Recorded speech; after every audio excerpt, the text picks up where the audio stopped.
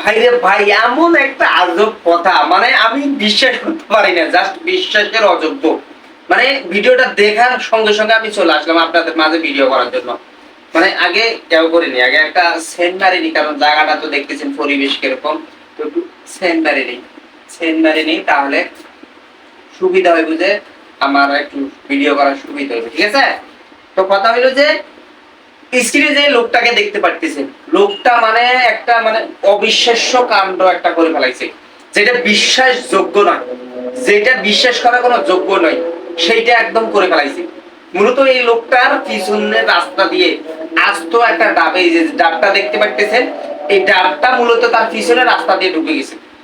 এটা বিশ্বাসযোগ্য কোন? আপনারাই কোন বিশ্বাসযোগ্য? এরকম কাজ একটা করে ফেলাইছে এই লোকটা। কিভাবে ঢুকছে না ঢুকছে এটা পরে ব্যাপার, কিন্তু ঢুকছে কিভাবে এটা হলো আমার মেন। মানে এটা ওই জায়গা দিয়ে কিভাবে সম্ভব পাই একটা জিনিস, আপনি বিশ্বাস করবেন? কিভাবে সম্ভব ওই রাস্তা দিয়ে ঢোকার? এত বড় একটা ডাব কিভাবে সম্ভব বলেন? কোনোভাবেই সম্ভব?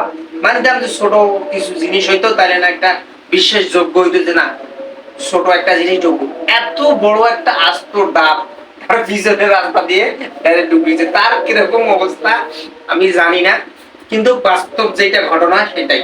মূলত এই লোকটা ডাবের গাছের ডাব পাড়তে চড়ছে, চড়ার পরে এক সময় ডাব নিচে ফালাই দিতে দিয়ে তো তিনি নিচে নামতেছিলেন, নিচে নামার এক পর্যায়ে তিনি হাত ফসকে নিচে সেই ডাবের উপরে পড়ে যায়। লঙ্গি পড়া ছিল ভাই, লঙ্গি পড়া ছিল, একদম ডাইরেক্ট ডাব ছিল লম্বা হয়ে, ডাইরেক্ট ডাবের উপরে পড়ছে, পিছনের রাস্তায় ঢুকে গেছে। আর 3 ঘন্টা, ডাইরেক্ট 3 ঘন্টা অজ্ঞান, আর কোনো হুঁশ নাই।